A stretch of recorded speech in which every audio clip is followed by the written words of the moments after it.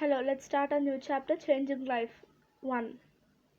So far, we have studied the period from the year 1961 to 2000. The speed of change in 20th century and the 21st century has been tremendous. Human life is changing rapidly. Things which would have been never imagined earlier are now part of reality. In ancient and medieval periods, religion was an important part of person's identity. Now, modernization has posed some challenges before the religions, be it like Hinduism, Islam, Christianity, Sikhism, Jainism, Buddhism, Zoroastrianism, and Judaism. Dr. Baba Saheb Ambedkar brought about a sea change in our traditional mindset. We brought it about the through the medium of the Indian Constitution. According to our Constitution, all the Indians are equal before the law, and they cannot be discriminated against on a basis of religion, race, caste, gender, or place of birth. All citizens have a right to freedom of speech and expression, freedom to assemble peacefully without arms, freedom to form associations, freedom to move, to live and settle down anywhere on Indian territory, and to practice any occupation. Indian citizens living anywhere in the India enjoy the right to nurture their religion, script, and language and culture. These provisions of Indian constitution shocked the foundation of caste system. It helped to make the practice of vocation running in the family absolute. Change became in the trend of every field of life. The following box show how machines were affected. During the British era, there were four kinds of compartments in the railway train: the first, the second, the inter, and the third class. The nominal facilities for the passengers travelling by third class and negative attitude towards them were almost a symbol in Indian social hierarchy. In 1978, railway budget Madhu Dandawate put an end to this third class. Later, two trains were started which has no class divisions, namely Sinhagad Express on a Pune-Mumbai road and Gitanjali Express on Mumbai-Kolkata road. Thus began a series of minor and major changes in the society. Now anyone can go into a restaurant irrespective of their religion, race, caste and gender. Now, in fact, we see boats outside the restaurants welcoming us. Another very significant change during the post independent period is the right to express opinions against the government. Earlier, there were limits on expressing any opinion against political rulers. Now, Indian citizens can register protest against the policies of the government through newspapers, speeches, or any media. The institution of family. During the pre-independence period, the institution of the family was an important identification feature of Indian society.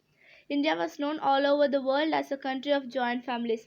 However, the wave of globalization has been given an impetus to the system of nuclear families. Social awareness. Social welfare, I'm sorry. The objective to establish welfare state has been incorporated in the institution itself. India was the first country in the world to do so. The social welfare programs aim to make opportunities for full-time employment, healthcare, education and development available to all the Indian citizens. Indian society is riddled with large-scale economical, social, educational, and cultural inequalities. However, it is necessary that opportunities for development each reach women, children, and the other disabled, scheduled caste, and tribes as well as the other minority. This was the greatest challenge facing the government during the post-independence period. This is why on 14 June 1964, the government of India constituted the Ministry of Social Welfare. Under this ministry, various programs are implemented for nutrition and child development, social security and social protection, women welfare and development. A similar arrangement exists at the same state level too. Scheduled castes and scheduled tribes. According to 1971 census, 22% of Indians belong to scheduled castes or tribes. Laws were enacted so that they got educational scholarships and representation in parliament as well as state assemblies.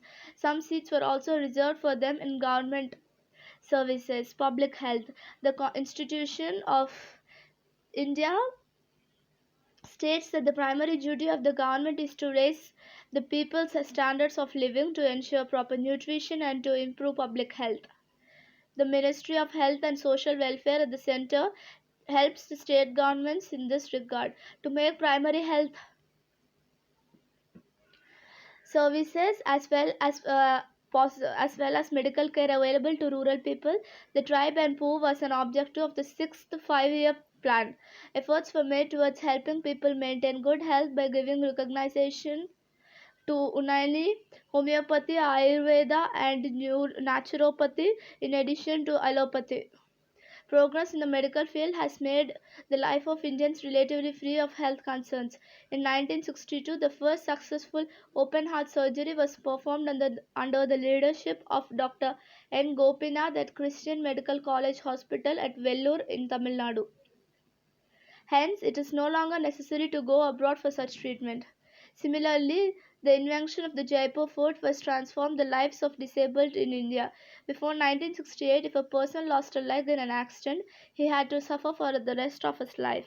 In order to remedy the situation, Pranod Sethi designed and manufactured artificial limbs, noses, ears with the help of skilled craftsman Ramchandra Sharma. The artificial body parts manufactured with the help of Jaipur foot technology has made it easier for the differently abled to walk barefoot on a rough surface, run, go cycling, work in a field, climb trees, and even climb mountains, etc. They save on the expenses on shoes as there is no need for footwear on this artificial limbs. They can bend their legs at ease and sit cross-legged. These feet are also convenient while working in water or wet conditions.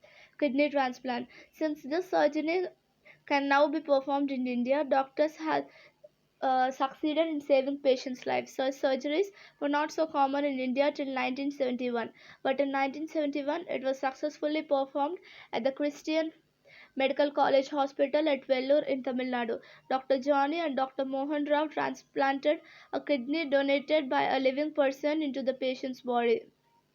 Nowadays, patients from underdeveloped countries come to India for such surgeries.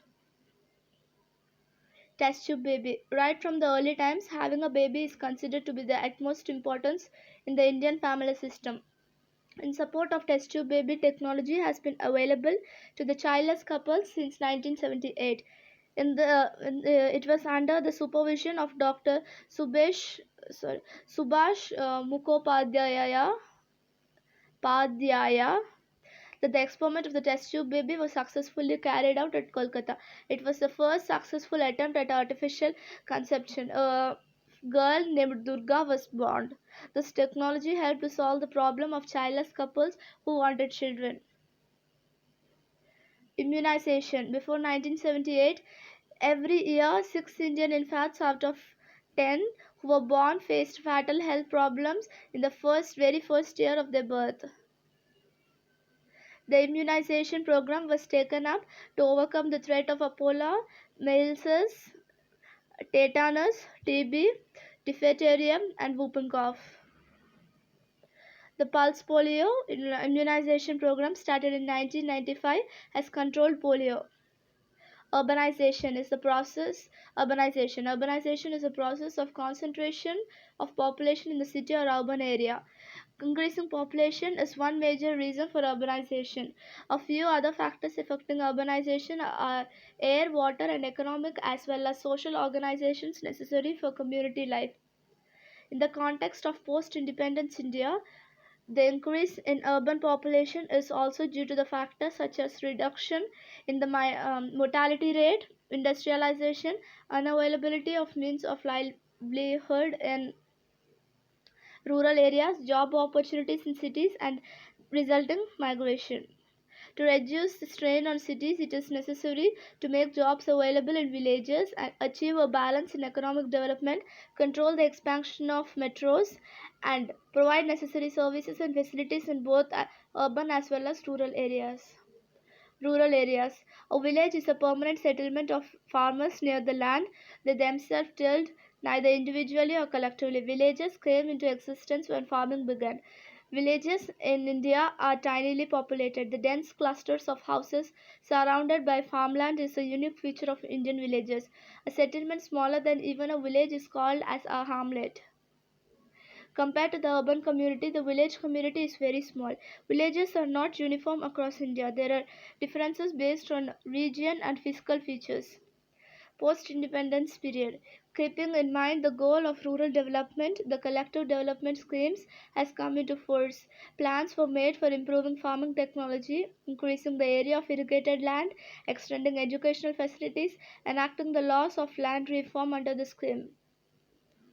It also aimed at increasing agriculture procedures as well as expanding the means of transport and health services and scope for education in the rural areas. It was decided to give priority to economic development in villages. The government undertook this work through the medium of Gram Panchayats, which included the people from all castes and tribes.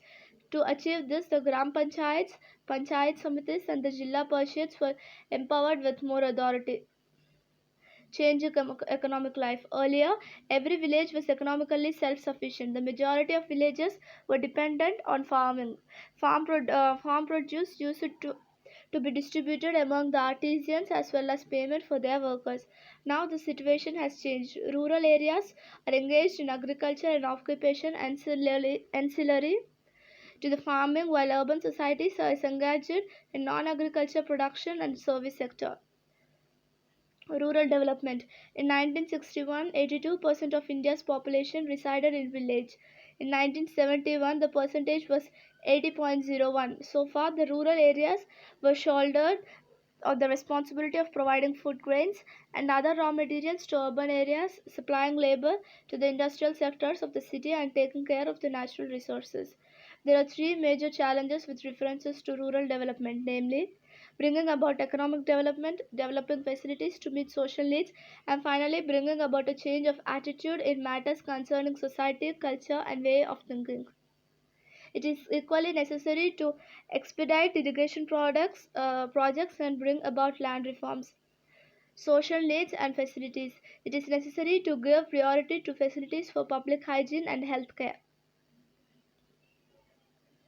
Even today, the rural population faces problems related to year-round provision of drinking water, toilets, open drainage, narrow roads, inadequate electrification, and lack of facilities for medical treatment. There is a lack of good quality education facilities from primary level to higher education, centers from recreation and libraries. That is why it is necessary to give special attention to rural areas. The collective development schemes had an important place in all the first 4 year plans of the Government of India. The state of Maharashtra registered remarkable achievements under this scheme. For example, Jilla Parishads were established in 1962. Nutritious diet schemes were launched in 1970 to 1971. The state also started rural water supply schemes for sinking wells and providing piped water. In 1971, 1677 small dams has been also built. Rural electrification. Electricity is essential for the development of rural areas. Automatic pumps were needed to water the fields. Electricity is needed to preserve perishable food items such as milk, egg, fruits, and vegetables, to turn fertilizer products, and for fans and TVs, and for lights for studying at night. During the first 5 year plan, electricity has been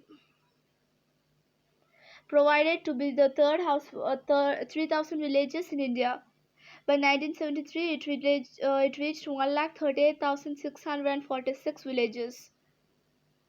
From 1966, it is decided to supply more electricity for pumps and bowels. Rural Electrification Corporation was established in 1969. Rural electrification cooperative societies came into being in the states of Andhra Pradesh, Gujarat, Maharashtra, and Uttar Pradesh. Industrial development. A village industries planning community was formed to help the development of industries in rural areas.